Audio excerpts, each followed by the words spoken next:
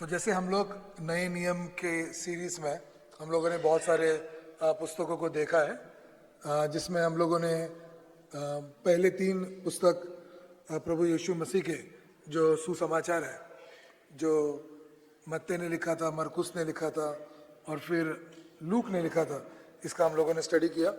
और उसके बाद फिर हम लोगों ने लूक ने लिखे गए जो प्रेरितों के काम, जिसमें हम देखते हैं कि प्रभु यीशु मसीह का ही सुसमाचार का प्रचार और आगे बढ़ता गया पवित्र आत्मा के प्रेरणा से और सामर्थ्य से।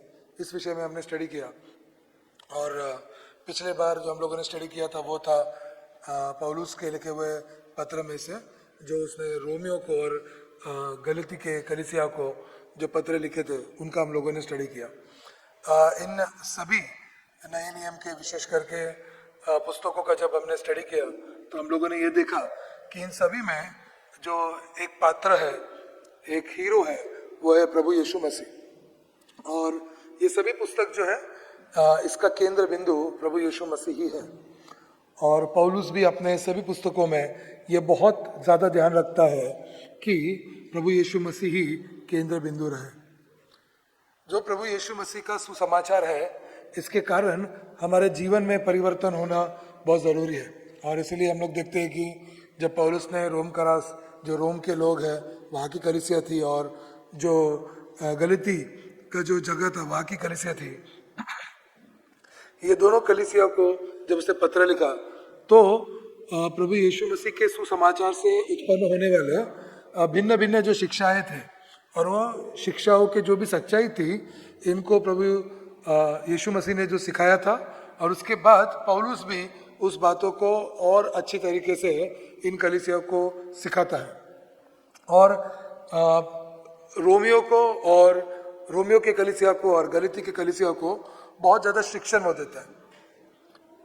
अभी उसके बाद आज जो हम लोग पत्र देखने वाले हैं वो पत्र जो है ये सबसे ज़्यादा नए नियम में हम लोग बोल सकते हैं कि एक कंटेंट है, ये बहुत ज़्यादा मात्रा में जिन कलीसिया को लिखा गया है वो है करिन्थ की कलीसिया।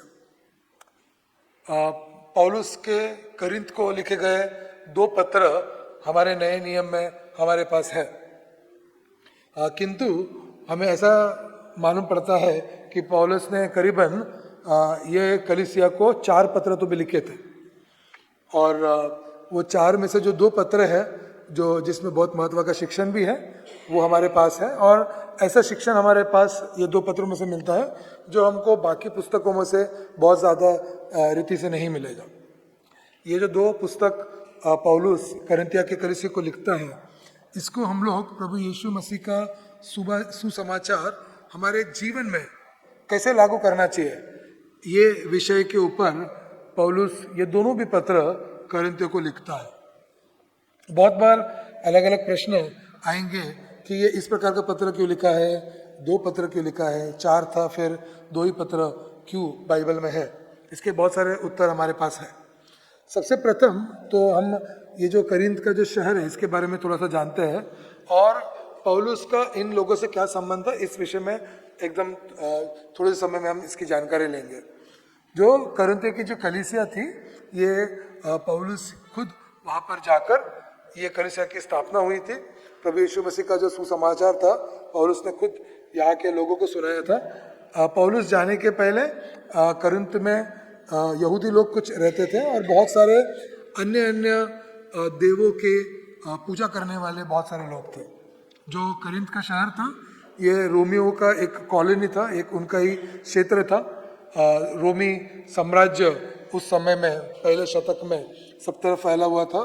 तो करिन्थ का जो शहर था वो उसी प्रकार का था। अगर आज के तुलना में और भारत के तुलना में अगर हम इसकी करिन्थ के शहर की तुलना करें तो करिन्थ का शहर एक मुंबई या फिर कोलकाता से बहुत ज़्यादा वो सामान्य रहेगा, ऐसा मैं बोलूँगा।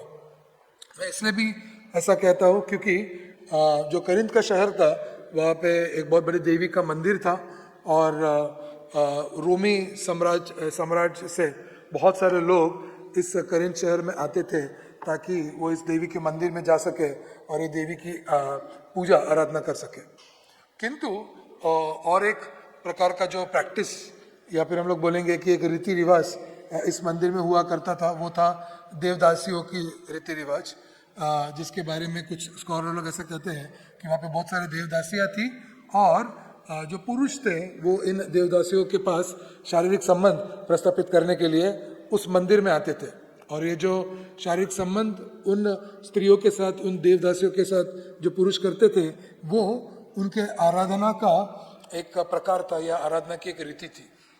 तो इस प्रकार के शहर में जहाँ पे मूर्ति पूजा बहुत ज़्यादा प्रमाण में होता है और उनके एक बहुत बड़े मंदिर में लैंगिक संबंध या शारीरिक संबंध के द्वारा उनकी देवी की वो आराधना करते हैं, ऐसे शहर में पौलुस पहुंचता है। और पौलुस के साथ साथ हम देखते हैं कि एक्विला और प्रिसिला नाम के एक जोड़ी थे जो रोम शहर से जब सभी यहूदी लोगों को निकाला गया था वो भी इस करिन्थ शहर में पहुंचते हैं।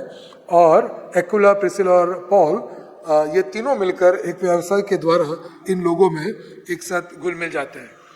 और फिर व्यवसाय करते करते लोग इन तीनों को देखते हैं कि ये तो यहूदी है, किंतु यहूदी रहने के बावजूद पौलुस और जो एक्विला और प्रिसिला है, ये लोग प्रभु यीशु मसीह के बारे में सुसमाचार इन सभी लोगों को प्रचार करते हैं।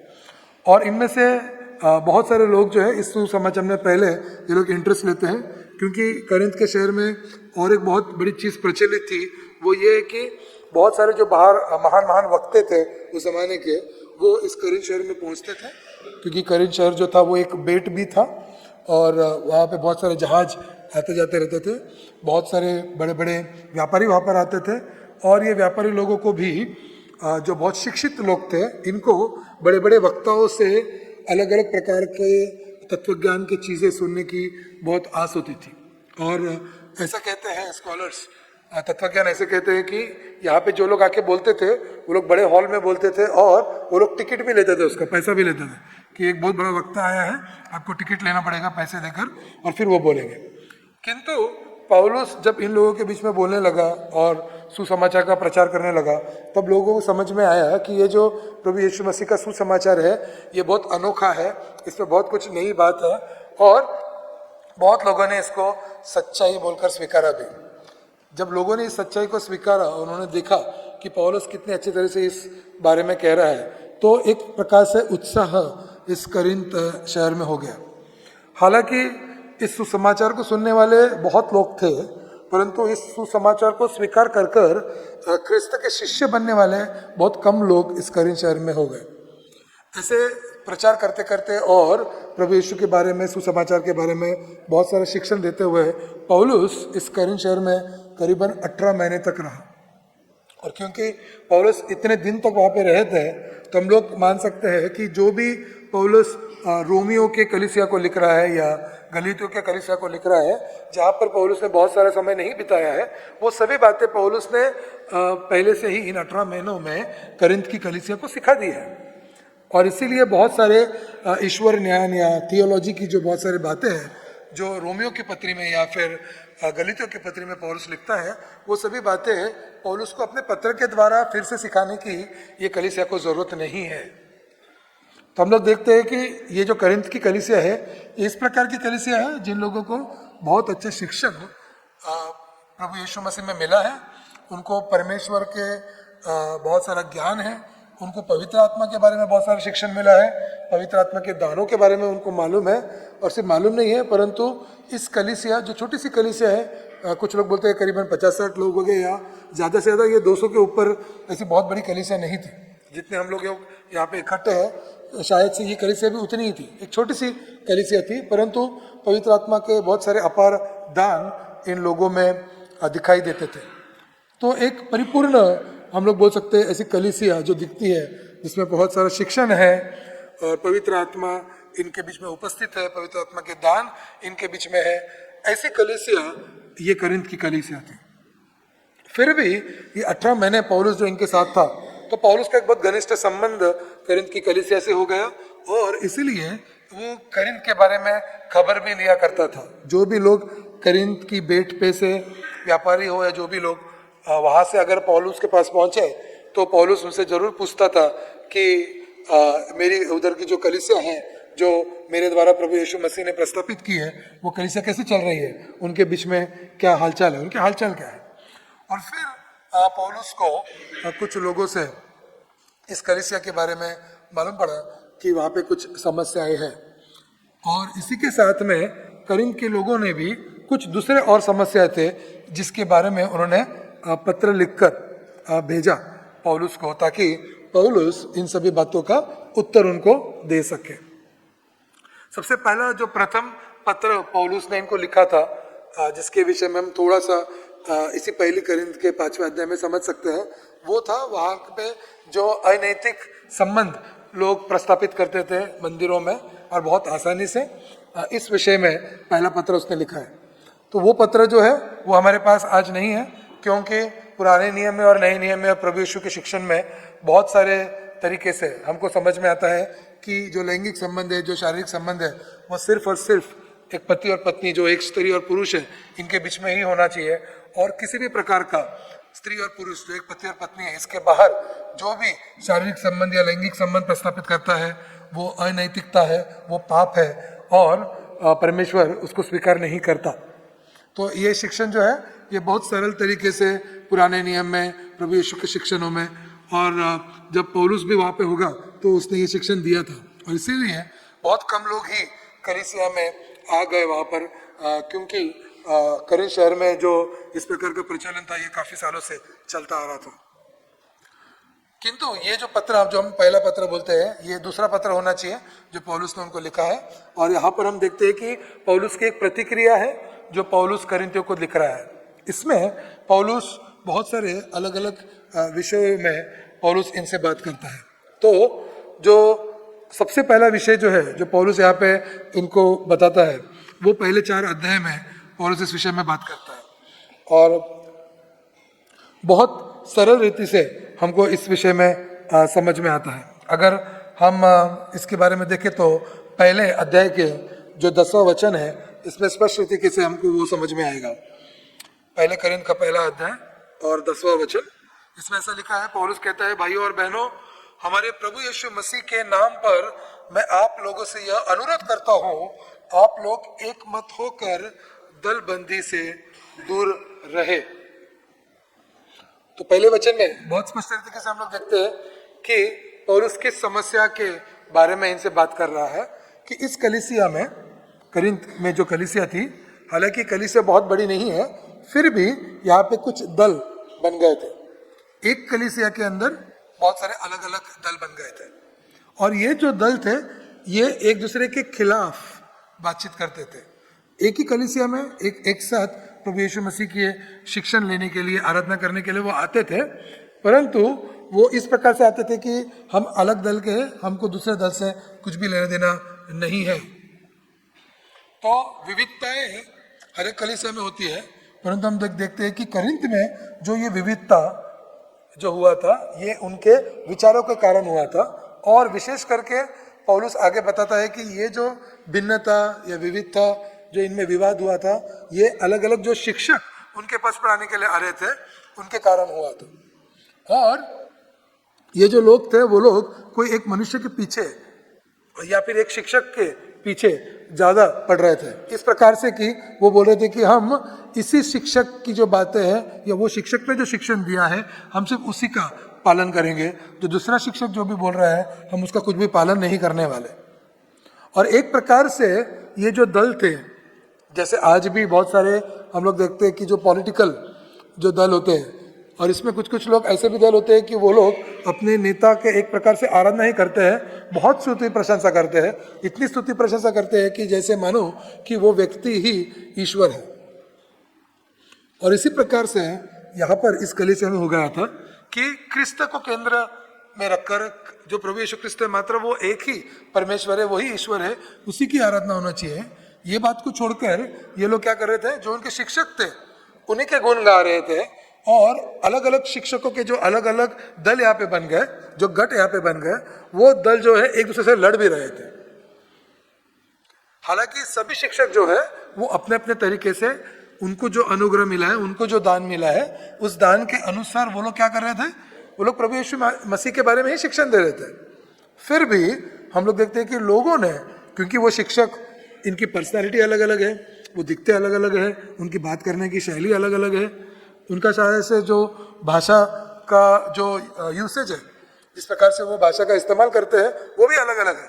और इसलिए ये लोगों ने क्या कर दिया, अपना अपना फेवरेट शिक्षक भी बना दिया, उनके दल भी बन गए और आपस में लड़ने भी लगे। और इसके कारण हम लोग देखते हैं कि जो प्रभु यीशु मसीह में जो एक शरीर है और एक शरीर में एकता होनी चाहिए, वो एकता इनके बीच में नहीं दिख रहा था। अगर कोई भी विधर्मी व्यक्ति जो क्रिस्ती नहीं है या फिर जिसने क्रिस्त को नहीं अपनाया है, अगर वो इस कलीसिया में आके उनके आराधना के दौरान बैठ जाए, तो उस व्यक्ति को भी ये बहुत स्पष्ट रीति से दिख जाएगा कि इनमें आपस में कोई भी एकता नहीं है, ये लोग तो आपस में ही लड़ते हैं। उनके ही शिक्षकों के शिक्षण के लिए ये लोग आपस में लड़ रहे हैं, जो एक बहुत बुरी बात थी। और इसीलिए पौलुस बहुत सख्ती से इनसे बात करता है, जिस प्रकार से गलीतियों की कलीसिया के साथ सख्ती से बात किया था, उसी प्रकार से हम देखते हैं कि यहाँ पर भी वो करंथियों से भी सख्ती से बात करता है। और उनको थोड़े से शब्दों में नहीं, परंतु पहला अध्याय, दूसरा अध्याय, तीसरा अध्याय, चौथा अध्याय, ये तीनों अध्यायों में फिर से शिक्षण देते हुए उन्हें कहता है कि आप लोग जो ये वाद विवाद कर रहे हो शिक्षणों के कारण, ये गलत है। आप लोग सभी लोग पवित्र आत्मा के मंदिर हो, आप सभी जन परमेश्वर के मंदिर हो, और इसलिए आप हमारे नहीं हो, परमेश्वर के हो। तो कलीसिया की स्थापना हालांकि पौलुस के द्वारा हुई है, परंतु ये अनुग्रह के द्वारा जो परमेश्वर से प्राप्त हुई है, इसके कारण हुई है। अपोलोस जो आकर जिसने शिक्षण दिया है, और बहुत अच्छी तरह से पुराने नियम से उसने शिक्षण दिया है, मसीह के बारे में उसने बताया है, बहुत अच्छी बात है, परंतु वो भी पवित्र आत्मा का अनुग्रह है, इसलिए उसने वो चीज़ों को सिखाया है। और इसलिए प्रभु यीशु मसीह ही परमेश्वर है, वही प्रभु है, वही हमारा मालक है, और किसी भी मनुष्य को हम ईश्वर का स्थान नहीं दे सकते, या फिर किसी एक मनुष्य के शिक्षण के वजह से हम दूसरे शिक्षकों को कम नहीं समझ सकते, क्योंकि हर एक शिक्षक जो है वो अपने अनुग्रह के द्वारा ही आकर सिखाने वाला है, और इसके द्वारा हम लोग जो हमारा परमेश्वर है प्रभु यीशु मसीह की प्रशंसा इसके द्वारा होनी चाहिए। फिर इस बारे में चर्चा करने के बाद हम देखते हैं कि वो दूसरे विषय पे भी जाते हैं, और दूसरा जो विषय है वो 5वें अध्याय में शुरू करते हैं। और इस विषय में जब पौलुस बात करते हैं तो पौलुस बहुत स्पष्ट तरीके से कहते हैं कि ये इस बारे में मुझे किसी ने आकर बताया है। और जब वो इस विषय में बात करते हैं तो बहुत स्पष्ट तरीके से वो कहते हैं कि ये जो विषय जिस बारे में मुझे बताया गया है, ये बहुत शर्मनाक बात है। देखो हिंदी में वो ऐसा कहते हैं कि आप लोगों के बीच, 5वें अध्याय के पहले वचन में, आप लोगों के बीच हो रहे व्यभिचार की चर्चा चारों ओर फैल गई है। ऐसा व्यभिचार जो गैर यहूदी में भी नहीं होता, किसी ने अपने पिता की पत्नी को रख लिया है। तो जो जिस प्रकार के व्यभिचार या फिर लैंगिक संबंध के बारे में या शारीरिक संबंध के बारे में यहाँ पर पौलुस इनको लिख के बता रहा है कि जिसके बारे में चारों ओर बातचीत हो रही है, सब लोग इस बारे में बात कर रहे हैं, जो बहुत गलत है। और बहुत स्पष्ट तरीके से वो कहते हैं कि कोई भी दुनिया में कोई भी जात के कैसे भी लोग क्यों ना हो, वो लोग इस प्रकार का नहीं करते। परंतु हम देखते हैं कि यहाँ पे एक व्यक्ति इस प्रकार के लैंगिक संबंध रखकर उस तरीके के साथ आराधना में आ रहे हैं, जो बहुत बड़ी गलती है। ऐसा नहीं होना चाहिए, फिर भी ऐसा हो रहा है, और इस कलीसिया को समझ में नहीं आ रहा कि वो लोगों ने क्या करना चाहिए।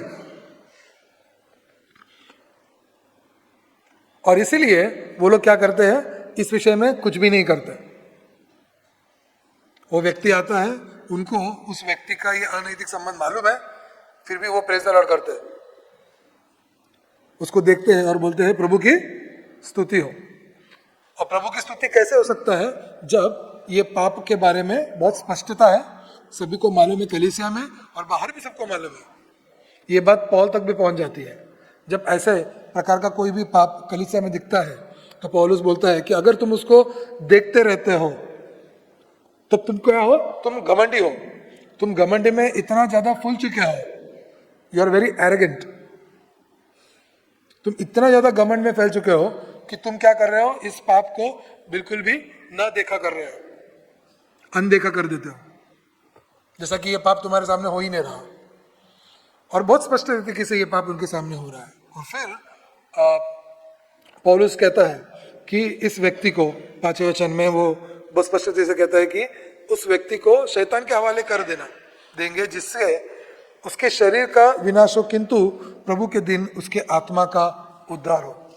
इस व्यक्ति के लिए भी उसके आत्मा का उद्धार होना चाहिए, इसलिए पौलुस कहता है कि इसको क्या करना चाहिए, इसको पनिशमेंट मिलने के लिए इसको क्या करो, तुम कलीसिया से बाहर कर दो। इसके साथ मिलकर आप लोग आराधना नहीं कर सकते, और इसलिए नहीं कि उसका नाश होना चाहिए, परंतु इसके लिए कि उसका उद्धार होना चाहिए। उसको समझ में आना चाहिए कि वो जो कर रहा है वो पाप है, और इस पाप के भागीदारी कलीसिया नहीं हो सकती है, और इसलिए कलीसिया ने क्या करना चाहिए, उसका बहिष्कार करना चाहिए। और ये बोलकर बहिष्कार करना चाहिए कि आप जाके पश्चाताप करो, पश्चाताप करके आपके पाप से दूर हो जाओ। पाप से दूर होने के बाद जब आपका पश्चाताप पूरा हुआ है, तब आप फिर से कलीसिया में आ सकते हो, और एक शुद्ध मन से अपने पापों की कबूली कर और पश्चाताप करके जो आपने प्रायश्चित किया है वो प्रायश्चित का स्वीकार होगा। किंतु आपको पाप मालूम रहने के बावजूद, और यहाँ पे सबको इस पाप के बारे में मालूम था, और फिर भी किसी ने भी इस पापी को बचाने के लिए कुछ भी नहीं किया। और ये बहुत बड़ी गलत बात थी कि हर एक कलीसिया में अगर किसी के भी बारे में, किसी के भी पाप के बारे में मालूम है हमको, तो हमको मालूम है कि उस पाप के कारण उस व्यक्ति का विनाश हो सकता है, सार्वकालिक मृत्यु का वो भागीदारी हो सकता है। और ये बात आपको मालूम रहने के बावजूद अगर उसको सार्वकालिक जीवन मिलने के लिए आप एक कलीसिया बोलकर प्रयास नहीं करते हैं, तो आप बहुत गलत काम करते हो, और इस प्रकार का गलत काम आपने करना ही नहीं चाहिए। और इसीलिए हम देखते हैं कि पौलुस उस व्यक्ति को दोष लगाने के पीछे ज़्यादा लिखता नहीं है। वो व्यक्ति तो दोषी है, किंतु ऐसा हो सकता है कि वो व्यक्ति जो था वो प्रभु यीशु मसीह को स्वीकार करने के पहले से दोषी होगा, और उस दोष के साथ ही वो आ रहा है, और उस पाप को वो फिर से बरकरार रख रहा है। और किसी ने भी उसको नहीं बताया कि इस पाप को आप बरकरार नहीं रख सकते। हाँ, प्रभु यीशु मसीह ने आपके पाप को दूर करने के लिए, आपके पाप को दूर करने के लिए आपसे क्रूस पर क्या किया, बलिदान दिया है, अपने रक्तों को बहाया है। प्रभु यीशु मसीह के रक्त से आपके पाप धो जाते हैं। इसका मतलब ये नहीं है कि आप वही पाप बार बार निरंतर करते रहोगे। जब तक आपको आपके पापों का रियलाइजेशन नहीं होगा या उसकी समझ नहीं होगी, तब तक आप उस पाप का पश्चाताप नहीं कर सकते हो। और अगर आप उस पाप का पश्चाताप नहीं कर सकते हो, तो आपको उस पाप की क्षमा भी नहीं मिल सकती, और वो प्रायश्चित आपका होगा ही नहीं पाप का। और यहाँ पर पौलुस कलीसिया को कह रहा है कि उस व्यक्ति को जो इस पाप में से आया है, उस पाप में वो बरकरार है। जो लोग पापी अभी आप लोग नहीं हो, जिनके पाप धो दिए गए, जिन्होंने प्रायश्चित किया है, उन्होंने उस व्यक्ति को प्रायश्चित का मार्ग बताया ही नहीं, जो बहुत गलत है। कलीसिया में हर एक व्यक्ति को प्रायश्चित का मार्ग जो प्रभु यीशु के बलिदान में पूरा होता है, इसके बारे में सिखाना जरूरी है। पौलुस ने इस बात को सिखाया था, परंतु कलीसिया इस बात को बरकरार नहीं रख पा रही थी, और इसलिए पौलुस इस विषय में उनसे लिखता है। और फिर से पौलुस इस विषय में 6 अध्याय में भी फिर से बातचीत करता है, 9वें वचन के आगे और 12 वचन के आगे, और बार बार वो कहता है कि इस प्रकार का जो भी अनैतिक संबंध शरीर में या लैंगिक संबंध, अनैतिक लैंगिक संबंध प्रस्थापित करता है, ये परमेश्वर को बिल्कुल भी पसंद नहीं है, और इसलिए इससे दूर रहने की जरूरत है। इसी के साथ 6 अध्याय में पौलुस ऐसे भी 2 व्यक्तियों के बारे में बताता है जो झगड़ा करते हैं कलीसिया के अंदर, कुछ तो भी कलीसिया के विषय में, और वो जाते हैं बाहर के लोगों के पास जो कलीसिया के नहीं है, जिनको प्रभु यीशु के सुसमाचार, जिन्होंने प्रभु यीशु के सुसमाचार को स्वीकार नहीं किया है, और उस बाहर के कोर्ट में जाकर उस जज को कहते हैं कि हमारी जो कलीसिया की समस्या है, आप क्या करो, इसको सुलझा दो। जो भी उलझन कलीसिया के अंदर होती है, जो उलझन जो है वो कलीसिया की या फिर परमेश्वर के वचन पे आधार पर अगर आपको झगड़ा कर रहे हो, या फिर कलीसिया के अंदर भी कोई भी अगर ऐसा कोई झगड़ा हो गया हो 2 व्यक्ति के बीच में, जिसका संबंध कलीसिया से है, उस विषय को जो कलीसिया के अंदर नहीं है या कलीसिया के बाहर है या जो प्रभु यीशु मसीह को नहीं जानता, वो व्यक्ति इसका सुलझ या फिर इसके बारे में जो भी सोल्यूशन है वो कैसा दे सकता है? कोई भी एक बाहर का जज इसके बारे में सोल्यूशन नहीं दे सकता है। हाँ, परंतु अगर कोई बहुत बड़ा क्राइम हुआ है, किसी ने खून किया है या फिर अटेम्प्ट टू मर्डर किया है, ओके, या फिर इस प्रकार का कोई भी अगर किसी ने क्राइम किया है, वो अगर आप रिपोर्ट करते हैं तो ये समझ में आता है। परंतु अगर किसी ने क्राइम नहीं किया है, परंतु किस विषय में किस लोगों का झगड़ा है, तो उस मैटर को कलीसिया के अंदर ही सुलझ देना चाहिए, उसको बाहर कोर्ट में लेके जाने की जरूरत नहीं होनी चाहिए। हाँ, अगर कोई भी व्यक्ति नहीं है कलीसिया के अंदर कि वो उस समस्या को देखकर पहचान कर या उनको मालूम हो गया कि ऐसी समस्या है और फिर भी उस समस्या को सुलझाने के लिए कलीसिया में कोई भी आगे नहीं आ रहा है, कोई भी एल्डर आगे नहीं आ रहा है, तो फिर उनमें से कोई ना कोई व्यक्ति तो बाहर जाएगा ही।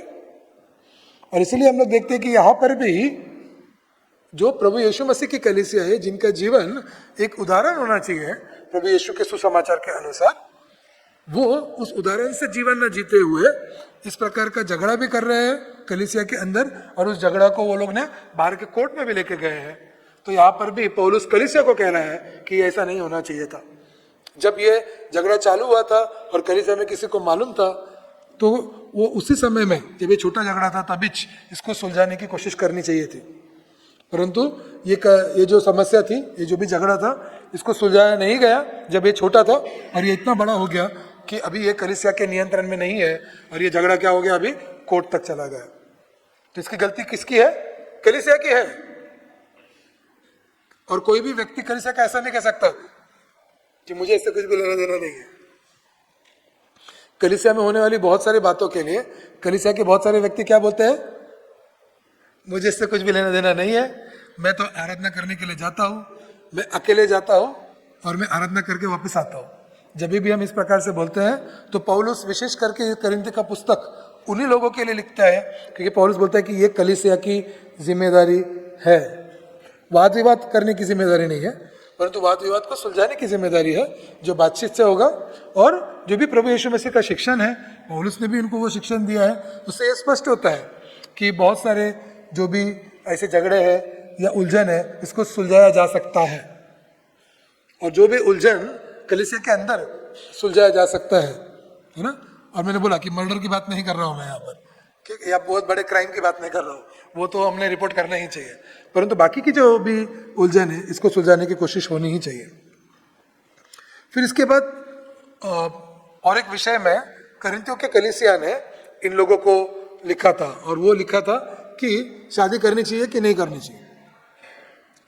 और फिर पौलुस 7वें अध्याय में इस बारे में भी उन लोगों से लिखता है।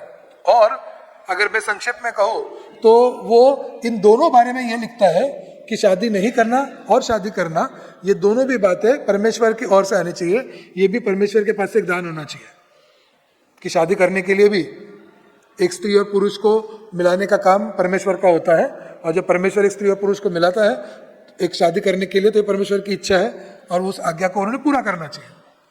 किंतु अगर किसी व्यक्ति को परमेश्वर ने चुना है कि उनको शादी करने की जरूरत नहीं है और वो उस प्रकार से रह सकते हैं, उनको दान मिला है कि वो अकेले रह सकते हैं, तो वो लोगों ने उस दान का यूज करके, उसका वापर करके उन्होंने परमेश्वर की सेवा करनी चाहिए।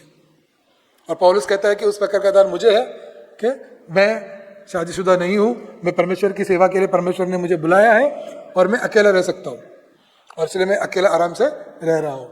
और बहुत स्पष्ट तरीके से वो बताता है कि ये परमेश्वर से आया हुआ दान है। और इसीलिए इस प्रकार से वो उनको कहता है कि अपने हम लोग पढ़ सकते हैं वचन को, 7वें अध्याय के 17वें वचन में देखो, पौलुस उनको स्पष्ट तरीके से ऐसा लिखता है।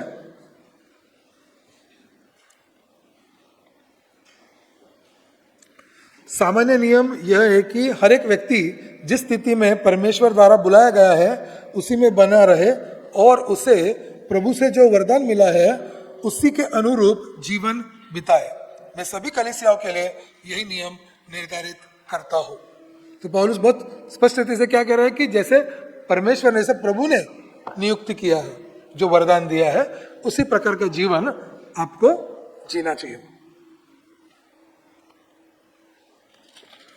फिर आगे हम देखते हैं कि एक और एक विषय है जिस बारे में करिन्थियों की कलीसिया ने पौलुस को लिखा था, और वो था जो भी मूर्तियों को अर्पण किया गया खाने के बारे में।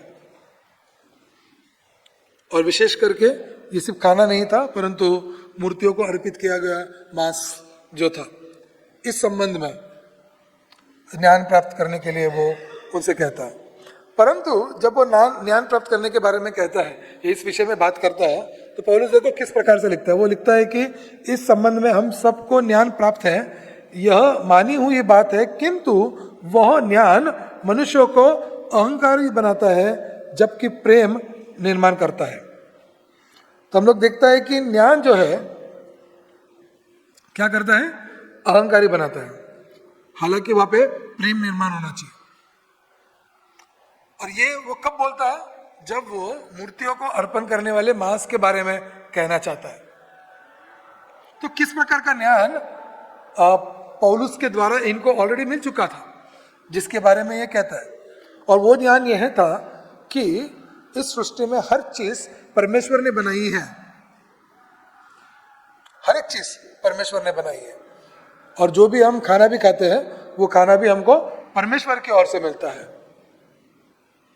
और जो भी खाना हमको परमेश्वर की ओर से मिलता है, हम उसको धन्यवाद देते हुए, उस पर आशीष मांगते हुए हम वो खाना को खाते हैं।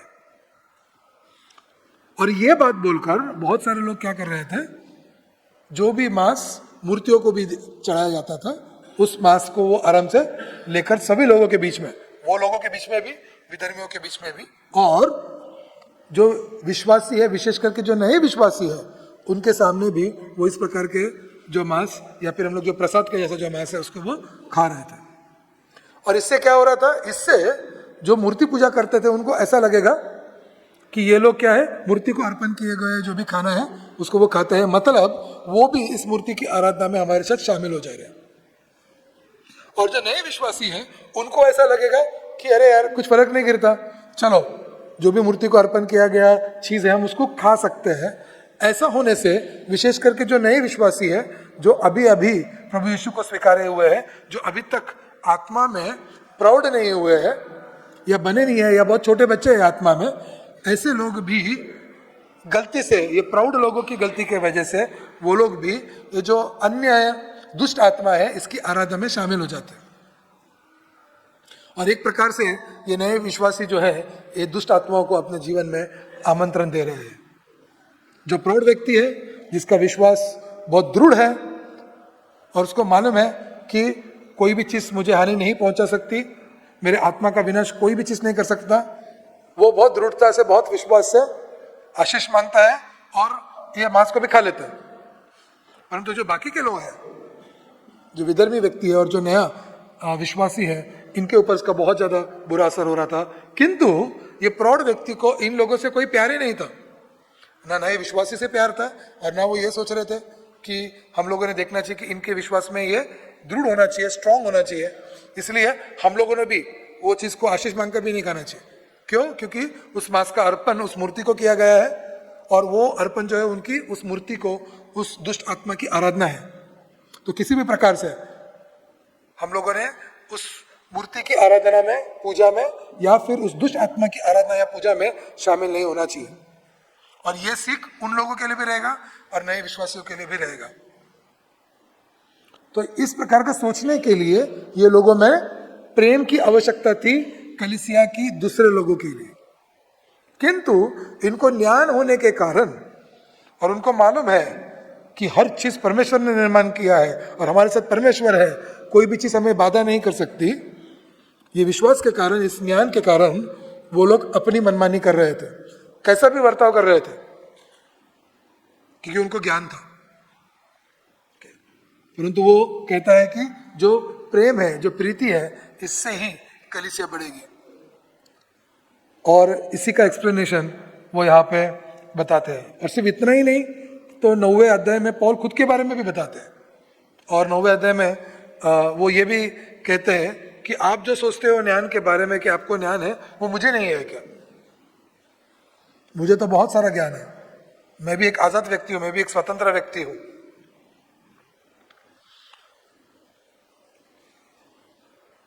और वो ये भी कहता है कि आप लोग जो घमंड करते हैं उससे बहुत ज्यादा मैं घमंड कर सकता हूं। मुझे खाने पीने की आज्ञा नहीं है क्या? मुझे एक विश्वासी पत्नी लेने की अधिकार नहीं है क्या? और बहुत सारी बातों से वो अलग अलग चीजों को कहता है। और वो इसलिए कहता है कि वो ये बताता है कि अगर आप प्रेम करते हो कलीसिया से तो बहुत सारी चीजों का आपको त्याग करना पड़ेगा। और ये प्रौढ़ व्यक्तियों को विशेष करके वो लिख रहा है, जिनको परमेश्वर ने एक कलीसिया में चुना है।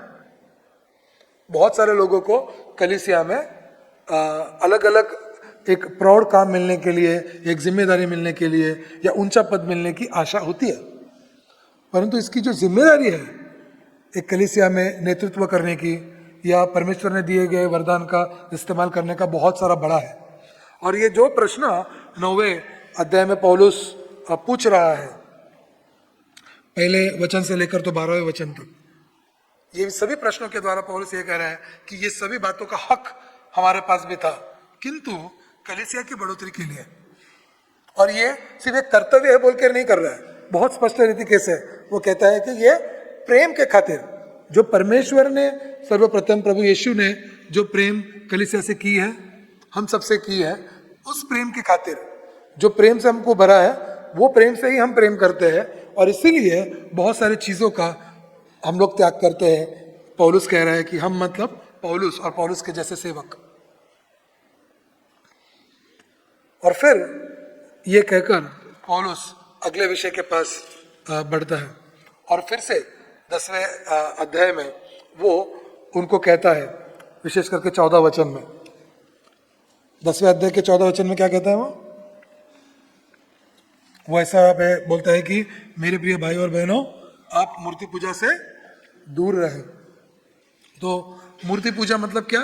अगर हम परमेश्वर का स्थान किसी भी चीज को देते हैं तो उसको मूर्ति पूजा कहता है।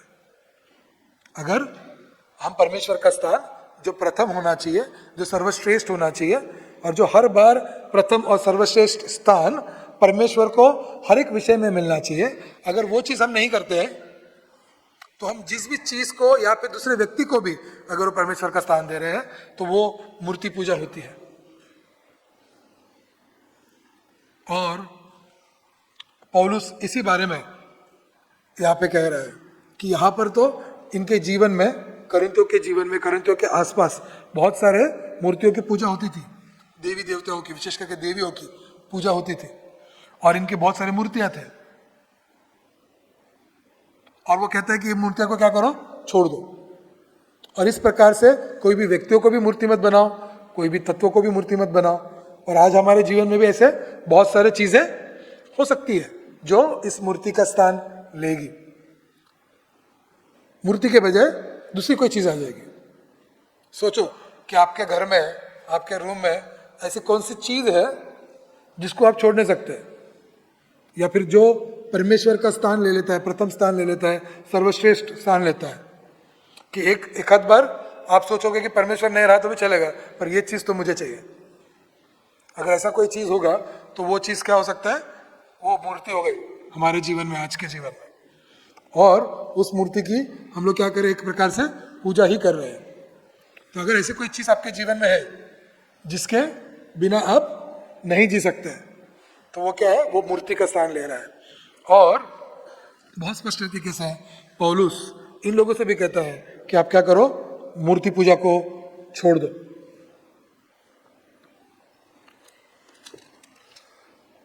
अगला जो विषय हम देखते हैं 11वें अध्याय में, जो पौलुस कहता है, वो इस विषय में कहता है कि वहां पर उसे ये भी बताया गया है कि कुछ स्त्रियां ऐसे उस कलीसिया में आ रही है जो जिस प्रकार से वो स्त्रियां उन मंदिरों में, जो देवियों की मंदिर थी, वहां पे जाते थे और जो देवदासी का रूप वो लोग वहां पे लेकर जाते थे, उसी प्रकार का देवदासी का अवतार लेकर, देवदासी का रूप लेकर वो कलीसिया में आराधना के लिए भी आ रहे हैं।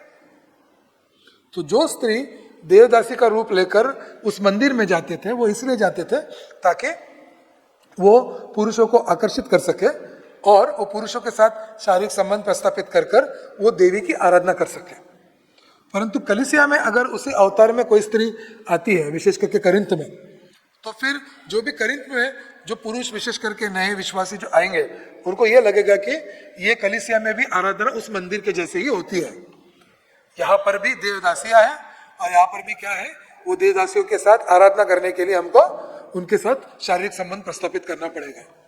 तो ये जो गलत फहमी ये स्त्रियां वहां पे प्रस्थापित कर रहे थे, उसी प्रकार के देवदासियों का रूप लेके आ रहे थे, इसके खिलाफ बात करते हुए पौलुस उनसे कह रहा है कि तुम लोग ऐसा मत करो। तो फिर देवदासियों का अवतार वो कैसे करते थे? तो उस जमाने में जो स्त्रियां थी वो जब मंदिर में जाते थे, ठीक है, हमको मालूम है कि बहुत सारे कल्चर में और वो रोमी जो क्षेत्र था और करिंथ का जो शहर था वहां पर भी जब स्त्रियां घर में रहती थी तो वो खुद को ओढ़ के रहती थी। क्यों? क्योंकि वो ऐसा बोलते थे कि नहीं, कि हम जो है वो सिर्फ हमारे पति के लिए है, सिर्फ पति के सामने ही हम क्या करेंगे, इस घूंघट को निकालेंगे घर के अंदर।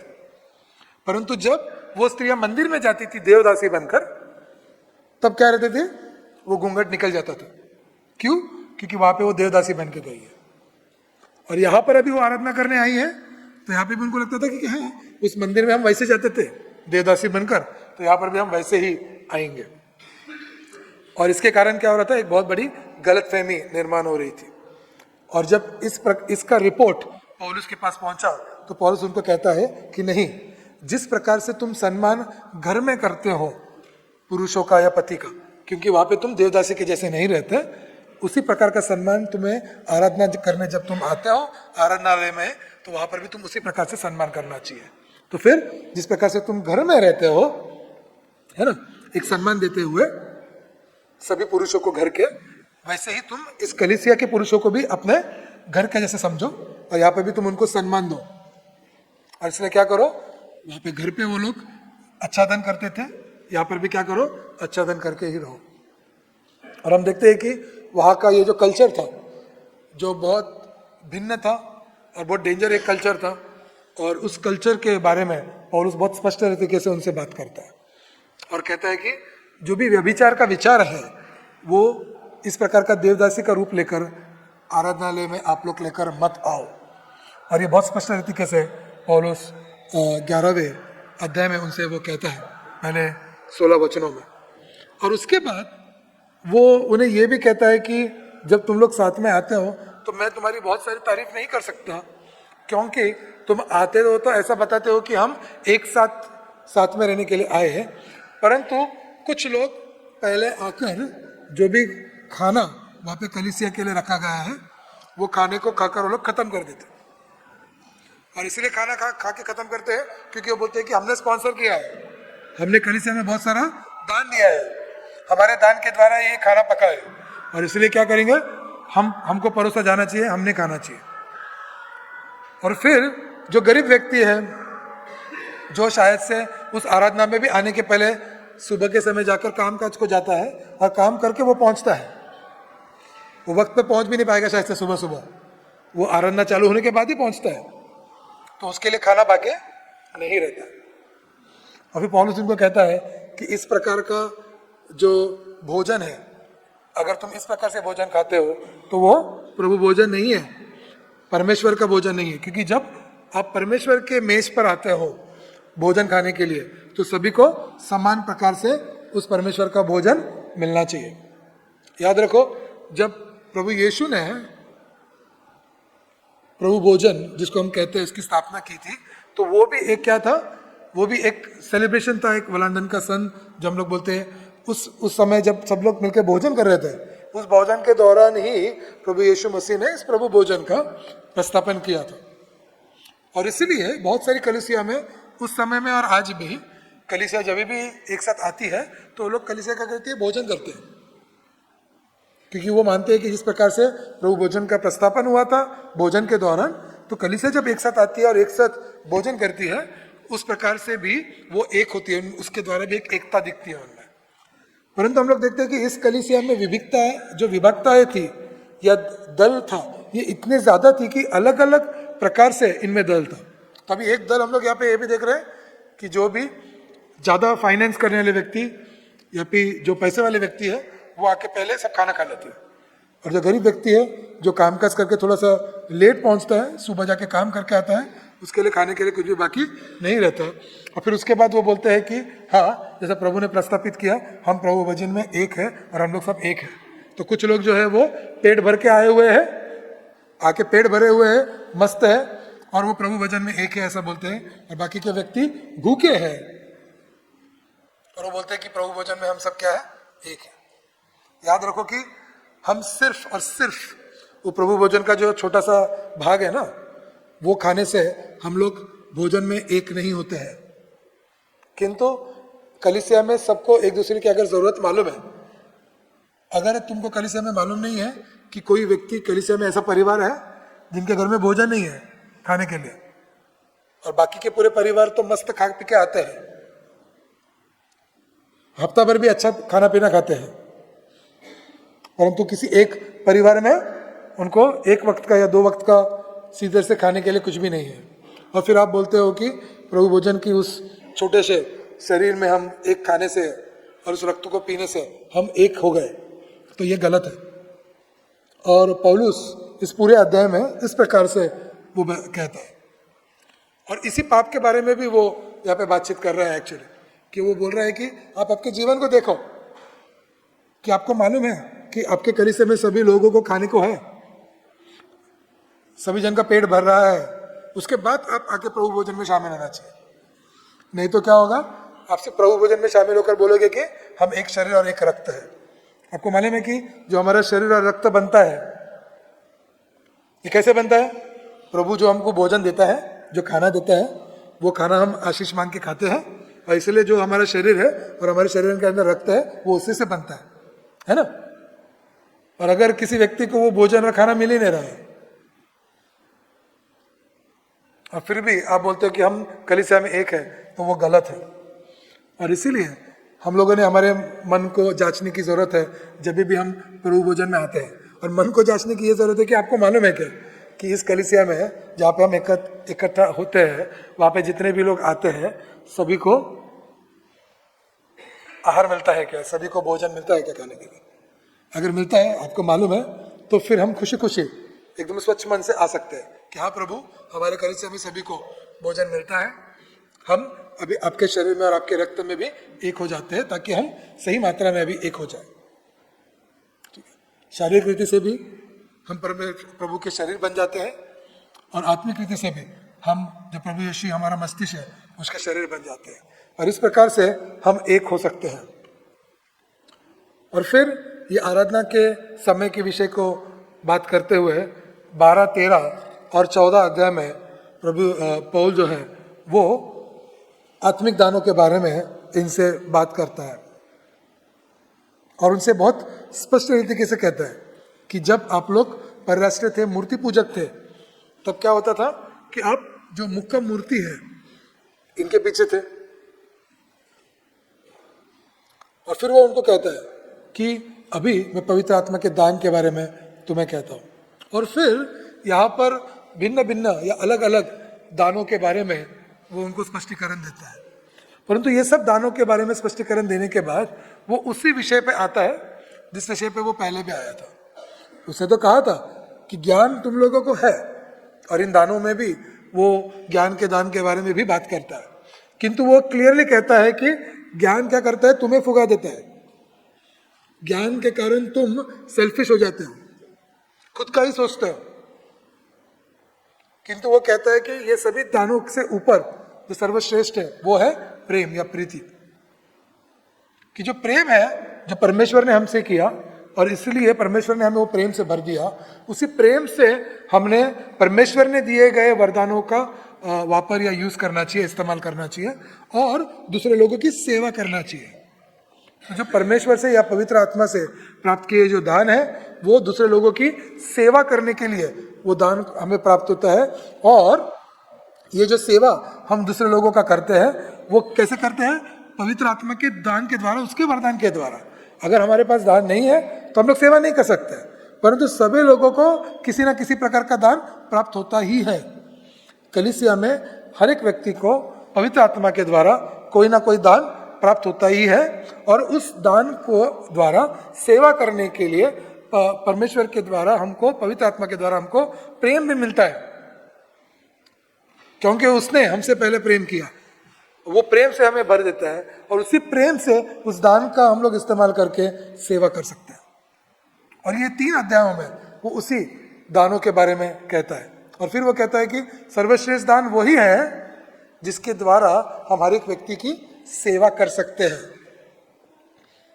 और एक विषय में तो बोलते हैं, वो ये भी कहता है कि अगर आप ऐसे भाषा में बात कर रहे हो जो वहाँ पे लोगों को पता नहीं चलता है, तो फिर क्या फायदा है ना। किसी को पता नहीं चल रहा, आप अकेले ही बात कर रहे हो, कोई तो भी अपने ही भाषा में, और कहते हो कि ये मेरा आत्मिक दान है, परमेश्वर ने मुझे इस भाषा में बात करने के लिए दान दिया है, तो चाहे तुमको समझो या ना समझो, मैं उसी भाषा में बात करूंगा। परंतु स्पष्ट तरीके से कहता है कि तुम ऐसे भाषा में ही संदेश दो, और परमेश्वर का संदेश जो दान में तुमको मिला है वो दूसरे लोगों को दो, जो सभी लोगों को समझ में आए। आखिरी में 15वें अध्याय में एक बहुत महत्व के विषय के बारे में पौलुस कहता है, और वो है प्रभु यीशु के पुनरुत्थान के बारे में। तो यहाँ पे लोगों को प्रभु यीशु के जो पुनरुत्थान जो हुआ था, इस विषय में बहुत सारी समस्याएं थी, या फिर पौलुस ने पढ़ाने के बावजूद भी उनको और बहुत सारे प्रश्न थे, क्योंकि ये प्रश्न उन्होंने लिखकर भेजे थे। और पौलुस कहता है 15वें अध्याय के 3 वचन में कि पहली बार भी जब मैं आया था तो मैंने तुमको ये ऑलरेडी इस विषय में बताया है कि कैसे जो क्रिस्त है वो हमारे पापों के लिए वचन में ऑलरेडी दिया था, उसके आधार पर वो मर गए, फिर उनको एक गुफा में उनको बलि किया गया, और फिर उसके बाद में तीसरे दिन वो जी उठे। और जब वो जी उठे तो तीसरे दिन वो ये कह रहे हैं कि वो शरीर में जी उठे। ये सिर्फ उनका आत्मा चलकर नहीं आया था मृत्यु में से, परंतु उनका जो जीव आत्मा था उसको एक शरीर भी प्राप्त हुई थी, और उस शरीर में आए थे। और जो प्रभु यीशु मसीह जब शरीर में आए तो उनका जो शरीर था ये पहचानने वाला शरीर था। ऐसा शरीर नहीं था कि वो लोग देख के प्रभु यीशु मसीह को नहीं पहचानेंगे। और बहुत स्पष्ट तरीके से पूरे 12 लोगों को प्रभु यीशु मसीह ने दर्शन दिए थे, वो लोगों ने पहचाना। बाकी के जो शिष्य, बाकी की जो महिलाएं प्रभु यीशु मसीह के पीछे चलते थे, वो लोगों ने भी प्रभु यीशु मसीह को देखा, प्रभु यीशु मसीह ने उनको भी दर्शन दिया। और करीबन बहुत सारे लोगों ने, 400-500 लोगों तक ने प्रभु यीशु मसीह को देखा था जीवित रूप में, पुनरुत्थान होने के बाद गौरवपूर्ण शरीर में। और पौलुस इस विषय में इसलिए इनसे कहता है कि जो भी प्रभु यीशु मसीह में मृत्यु होंगे उन सभी का भी पुनरुत्थान होगा, और उन सभी का भी पुनरुत्थान प्रभु यीशु मसीह के समान ही शरीर में होगा। और इसलिए विशेष करके ये करिन्थ के लोगों के लिए और हमारे लिए भी बहुत महत्व का शिक्षण है कि अपना विश्वास क्या है। याद रखो कि इतर धर्मों में विशेष करके जो मूर्ति पूजा का, जितने भी मूर्ति पूजक धर्म है, वो सभी धर्म ये विश्वास करते हैं कि बहुत सारे जीवन मिलते हैं। ये जीवन खत्म हो गया तो दूसरा जीवन मिलेगा, दूसरा जीवन खत्म हुआ तो तीसरा जीवन मिलेगा, तीसरा जीवन खत्म हुआ तो चौथा जीवन मिलेगा। और ये सोचते हैं कि जीवन मिलते रहेगा। बहुत पाप किया है तुमने तो अगली बार तुम मनुष्य नहीं होंगे, कुत्ते बन जाओगे, झाड़ बन जाओगे या कुछ बन जाओगे। और अगर फिर पुण्य किया है तो तुमको मनुष्य का ही जीवन मिलेगा। पिछले जीवन में पुण्य किया है तो ये जीवन में बहुत आशीष मिलेगी। और ऐसा बहुत सारे कहानियां इनके पास है। किंतु हम देखते हैं कि पौलुस बहुत स्पष्ट तरीके से कहता है, जो प्रभु यीशु मसीह ने भी कहा है, और यहूदी लोगों में भी ये शिक्षण था बहुत स्पष्ट तरीके से, कि जीवन एक ही मिलता है हमको। कितना जीवन मिलता है? एक ही जीवन। और एक जीवन होने के बाद क्या होगा? हमें फिर से पुनरुत्थान होने के बाद एक शरीर मिलेगा। परंतु उस पुनरुत्थान के बाद हम कहाँ पे रहेंगे, ये बहुत महत्व की बात है। पुनरुत्थित जो शरीर रहेगा उसका नाश कभी नहीं होगा, वो शरीर कभी नाश नहीं होगा, उस शरीर का अंत नहीं होगा। तो अंत न होने वाले शरीर में हमें परमेश्वर के साथ रहना ही अच्छी बात है। अंत न होने वाले शरीर में हम लोग परमेश्वर के साथ रहे, यही अच्छी बात है। परंतु इसका निर्णय उस पुनरुत्थित शरीर में नहीं होगा। इसका निर्णय आज इस जीवन में, जो इस मर्त्य शरीर में हम जी रहे हैं, इसके अंदर ही होगा। जब इस मर्त्य शरीर में हम जी रहे हैं, अगर इस शरीर में ही हमें सार्वकालिक जीवन प्राप्त होता है, तो ही क्या होगा, हम अमर्त्य शरीर जब हमें प्राप्त होगा तब हम सार्वकालिक जीवन, मतलब हम परमेश्वर के साथ रहेंगे। नहीं तो क्या होगा, अगर इस मर्त्य शरीर में हमें सार्वकालिक जीवन प्रभु यीशु के द्वारा प्राप्त नहीं होता है तो अमर्त्य शरीर तो प्राप्त होगा हमें, परंतु उस अमर्त्य शरीर के साथ हम लोग परमेश्वर के साथ नहीं रहेंगे, परमेश्वर से दूर रहेंगे। और फिर अगर हम परमेश्वर से दूर रहेंगे तो वहाँ पर सुख नहीं रहेगा, वहाँ पे खुशी नहीं रहेंगी, और वहाँ पे बहुत सारा तुम्हारे शरीर के ऊपर तनाव रहेगा, और वहाँ पे बहुत सारा आपके शरीर को दुख भोगना पड़ेगा, सफरिंग भोगना पड़ेगा। फिर वो आग का हो और बहुत सारा विविध प्रकार का यातनाएं भोगनी पड़ेगी। तो वो अनंत काल की यातना, जो अनंत काल का मरण का रूप है, वो हमें नहीं अगर भोगना है तो इसी शरीर में है, जो मर्त्य शरीर है, यहीं पे हमको निर्णय लेना है। और यहाँ पे जब हम प्रभु यीशु मसीह को स्वीकार करते हैं तो जरूर हमें क्या होता है, सार्वकालिक जीवन प्राप्त होता है, और एक हामी हमें मिलती है कि हाँ, जब हमें अमर्त्य शरीर मिलेगा तब हम क्या करेंगे, हम प्रभु यीशु मसीह के साथ रहेंगे, और वहाँ पे खुशी होगी, वहाँ पे उल्लास होगा, और वहाँ पे परमेश्वर की हमेशा प्रशंसा ही होगी। इसके साथ 16वें अध्याय में पहले कोरिन्थ के पौलुस एक विषय को छेड़ता है, जो जिसके बारे में पौलुस फिर अपने दूसरे पत्रों में डिटेल में बताता है। तो 16 अध्याय में जिस विषय को पौलुस छेड़ रहा है वो यह है कि हम देखते हैं कि वो कहता है कि हफ्ते के पहले दिन आप सभी जन क्या करो, जैसे उसने गलीतिया की कलीसिया को भी कहा है कि केक कलेक्शन करो। और ये किसके लिए कलेक्शन करना है, कुछ फंड्स कलेक्शन करना है, ताकि एक यरूशलेम में जो कलीसिया है जिनको फंड्स की जरूरत है उस तक, वो लोगों तक इसको पहुंचा सके।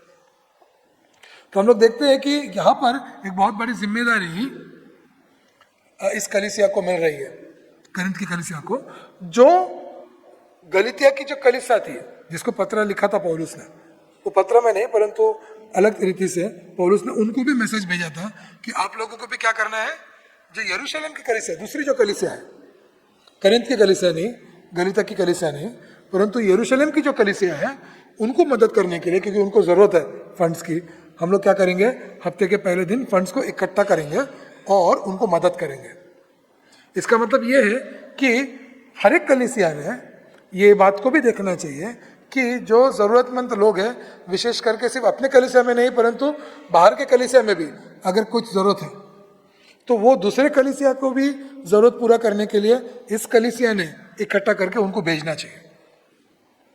और कलीसिया के हर एक व्यक्ति को मालूम होना चाहिए कि आपके कलीसिया से दूसरे कलीसिया को मदद जाती है क्या, जो कलीसिया को मदद की जरूरत है। ठीक है, इस कलीसिया से बहुत सारे कलीसिया को मदद जाती है 100%, अगर किसी को मालूम नहीं होगा तो। ठीक है, अगर आपको डिटेल्स चाहिए तो कभी पास्टर लोगों के साथ बैठो या बिशप अंकल के साथ बैठो, वो आपको डिटेल्स देंगे कि कैसे कैसे किस किस कलीसिया को किस किस प्रकार से, बहुत सारे कलीसिया को अलग अलग प्रकार से मदद जाती है। इसलिए नहीं कि हमको हिसाब किताब लेना है, परंतु इसलिए कि ये मालूम होना ज़रूरी है आप लोगों को कि जो भी कलेक्शन होता है पैसों का, जो भी फंड्स इकट्ठा होता है, वो सिर्फ अंदर के कलीसिया के लिए नहीं होता, परंतु एक विशेष कलेक्शन होना चाहिए जो इतर लोगों को भी उससे मदद मिलनी चाहिए, जिन लोगों को मदद की ज़रूरत है। फिर यरूशलेम के कलीसिया का, यरूशलेम के कलीसिया में शिष्य बनाने का काम बहुत ज़ोरों शोरों से हो रहा था। दुनिया से सभी लोग यरूशलेम में आ रहे थे प्रभु यीशु मसीह का शिक्षण लेने के लिए। पौलुस तो जा रहा था शिक्षण देने के लिए कुछ कुछ जगह पे, और पौलुस और शिक्षक भी बना रहा था ताकि वो लोग भी जाके शिक्षण दे सकें। परंतु यरूशलेम में जहाँ पे प्रभु यीशु मसीह के शिष्य थे, वहाँ पे शिक्षण लेने के लिए बहुत सारे लोग आ रहे थे। तो यरूशलेम के कलीसिया के पास वो लोग भी इकट्ठा कर रहे थे, जो बाहर से लोग आते हैं इनका थोड़ा सा खाना पीना और ये सब अरेंज करने के लिए, परंतु उनके पास वो फंड्स कम गिर रहे थे। यरूशलेम की कलीसिया दूसरों को मदद नहीं कर पा रही थी क्योंकि बहुत सारे लोग बाहर से उनके पास आ रहे थे, परंतु बाहर से इसलिए पौलुस कहता है कि उनको मदद भेजने की जरूरत है।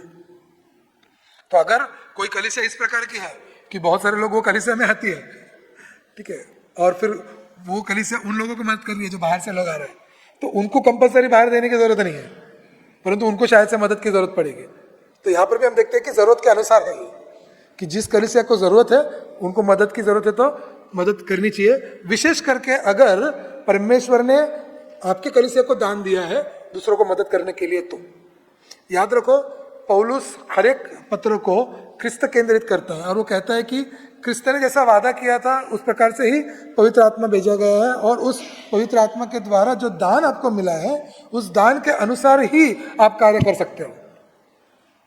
कभी भी अगर आपने सोचा कि मेरे पास जो है, मेरी जो काबिलियत है या जो मुझे जो परमेश्वर ने दिया है बहुत सारा, वो मेरा है और इसलिए मैं दे रहा हूं, तो वो गलत है।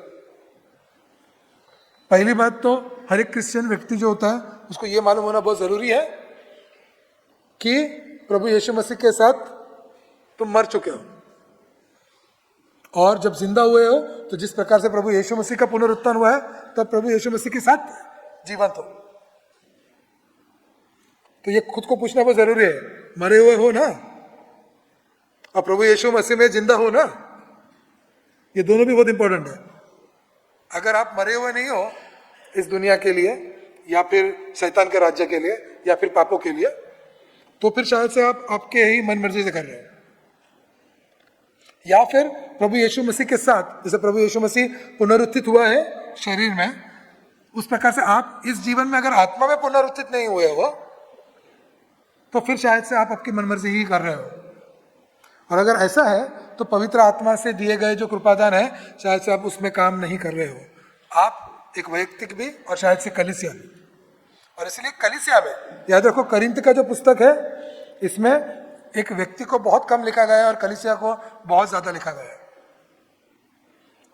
और इसलिए ऐसा मत सोचो कि मैं सोचना जरूरी है, पर उसके साथ साथ अभी ये सोचो कि हम सब मिलकर, क्योंकि प्रभु ने हमको इकट्ठा किया है, चाहे वो इस रविवार के लिए क्यों ना हो, परंतु आज इस रविवार में अगर प्रभु ने हमें एक किया है तो हम एक कलीसिया है, वो हमारा मस्तिष्क है।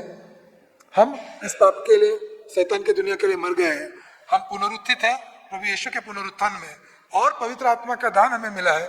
उस दान के वरदान के द्वारा हम कैसे सेवा कर रहे हैं आपस में और इतर कलीसिया को। तो ये जो मैसेज है हमें मिलता है पौलुस के पहले करिंथ के पत्र में। दूसरे पत्र को हम लोग अगली बार देखेंगे, उसमें बहुत ज़्यादा बातें नहीं है, तो दूसरे पत्र के साथ हम देखते हैं कि और कोई भी पत्र अगर कर सकते हैं तो। परंतु आज ये जो पत्र में हम देखते हैं ये बहुत महत्व की बात है, और इसमें बहुत सारी बातें पौलुस इस कलीसिया को लिखते हैं, और उनका जो एक जीवन है वो जीवन को कैसे जीना चाहिए प्रभु यीशु मसीह में, इस बारे में पौलुस हमको इस पहले पत्र जो बाइबल के अंदर है करिंथ को लिखा गया उसमें से हम सीखते हैं। मैं आशा रखता हूँ कि हम इन चुनौतियों को, जो हमारी जिम्मेदारी है, इसको आप सब लोग ने समझ लिया है, और प्रभु यीशु मसीह के वरदान के द्वारा आप एक दूसरे की सेवा करते रहोगे। प्रभु यीशु मसीह में आमीन।